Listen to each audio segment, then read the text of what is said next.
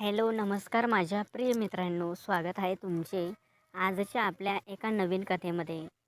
तर मित्रांनो, आजची कथा खूप सुंदर बनलेली आहे. तुम्ही शेवटपर्यंत बघा. तर चला कथेला सुरुवात करूया. मित्रांनो, गाडीत खूप अंधार होता आणि काकू माझ्या शेजारी बसलेल्या होत्या. आता मी या संधीचा फायदा घेणार होतो बरं का. जशी लाईट बंद झाली तशी पटकन मी त्यांना माझ्याजवळ. नमस्कार मित्रांनो, मी राघव. मी खेडेगावात राहत होतो, पण काही कामानिमित्त मी आज संध्याकाळी पुण्यालाच निघालो होतो. मी पुणे या गाडीत बसलो. माझ्या शेजारची सीट ही खालीच होती, कारण गाडीत जास्त गर्दी नव्हती. थोड्या वेळाने जरा पुढचा स्टॉपवर गेलो, तेव्हा तिथे बस स्टॉपवर मला एक काकू दिसली. काकू म्हणजे त्यांचं वय काही जास्त नव्हतं बरं का. त्या खूप छान दिसत होत्या. त्यांच्याकडे बघताच माझ्या मनात अगदी मन में लड्डू फुटा असं म्हणतात ना, तसं झालं होतं. आणि बहुतेक त्या पुण्याच्या गाडीची वाट बघत होत्या. त्यांना पुण्याची गाडी येते हे दिसल्यावर त्यांनी पटकन त्यांचा सामान घेतला आणि माझ्या गाडीकडे धाव घेतली. मी मनातच विनंती करत होतो, देवा, या काकू माझ्याच गाडीत माझ्या शेजारीत बसू दे. मी त्यांना खिडकीतून बघत होतो आणि बघता बघता त्या गायबच झाल्यावर मी खिडकीतून डोकं काढून बाहेर त्यांना शोधू लागलो. तेवढ्यातच माझ्या शेजारी येऊन मला कोणीतरी डोक्यात मारल्यासारखे झाले. मी बघितले तर समोरच्या काकूच होत्या. त्यांनी मला विचारलं की ही सीट खाली आहे का. मी त्यांना म्हणालो, हो खालीच आहे, बसा ना. अगदी माझ्या मनासारखं झालं होतं. देवानं माझ्या मनातलं ओळखलं होतं बरं का, असंच मला वाटलं. त्या काकू माझ्या शेजारीच बसल्या. त्यांच्याकडे बहुतेक सामान होता. त्यांनी वरती सामान ठेवून दिलं होतं आणि फक्त एक त्यांची पर्स त्यांनी अडकवलेली होती. ती दिसायला एकदम भारी होत्या. त्या काकू दिसायला सुंदर होत्या. मी बघता बघता त्यांच्या प्रेमात पडलो होतो. माझं वय 22 होतं, पण हे सगळं काही आता माझ्यासोबत होणार साहजिकच होतं. त्यांनी माझ्याकडे बघितलं आणि माझ्यासोबत बोलण्याचा प्रयत्न केला. मला खूप बरं वाटलं. त्यांनी मला विचारलं, कुठं जायचं आहे तुला. मी सांगितलं, मला पुण्याला जायचं आहे. तेव्हा मीही तिला विचारलं, काकू तुम्हाला कुठे जायचं आहे. तेव्हा ती मला म्हणाली, मलाही पुण्यातच जायचं. मी तर अजूनच खुश झालो. मित्रांनो, ते असं म्हणतात ना, मन में लड्डू फुटा, अशी गोष्ट माझ्यासोबत झाली होती.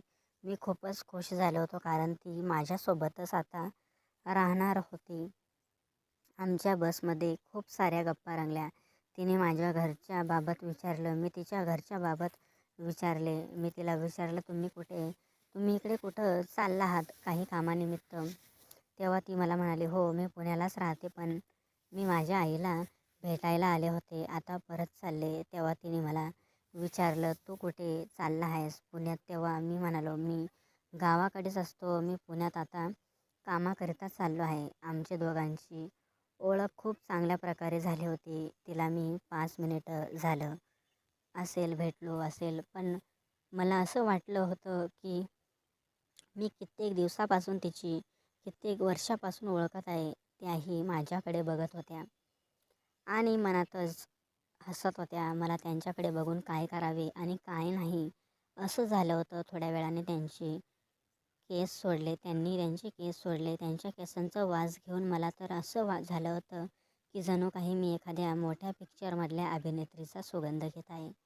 मित्रांनो, जेव्हा मला त्यांचा सुगंध आला तेव्हा मला असं वाटत होतं की जणू काही मी एखाद्या अभिनेत्रीचा सुगंध घेत आहे, असा त्यांच्या केसांचा वास होता. मित्रांनो, आता बोलत बोलत माझी त्यांच्याशी अशी काही ओळख झाली की तुम्ही विचारू नका. आता मी त्यांच्याशी खेटून बसू लागलो.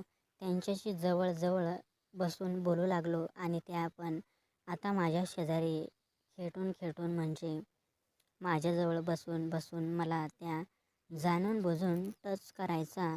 मला त्या काकू आता जाणून बुजून टच करायच्या आणि आता मी पण त्यांना जाणून बुजून टच करायचो. मित्रांनो, त्यांची आणि माझी ओळख अशी काही झाली की जणू काही आम्ही दोघं एकमेकांना काही वर्षापासून ओळखत आहे.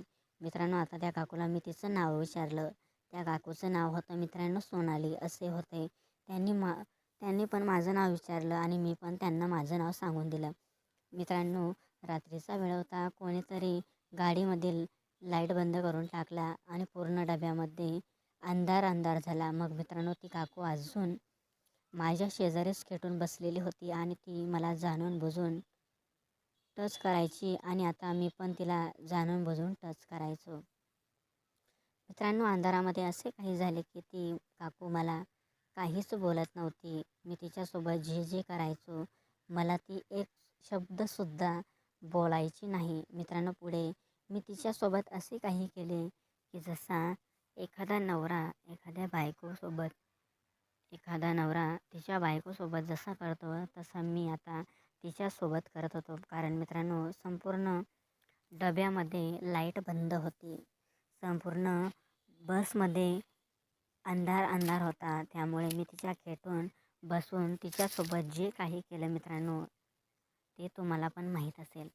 मित्रांनो, जर तुम्हाला आजचा व्हिडिओ जर आवडला असेल तर आपल्या चॅनलला सबस्क्राईब करा. आणि हो मित्रांनो, ही कथा तुम्ही तुमच्या मित्रांना शेअर करा. मित्रांनो, ही कथा मी फक्त तुमच्या मनोरंजनासाठी बनवलेली आहे बरं का मित्रांनो.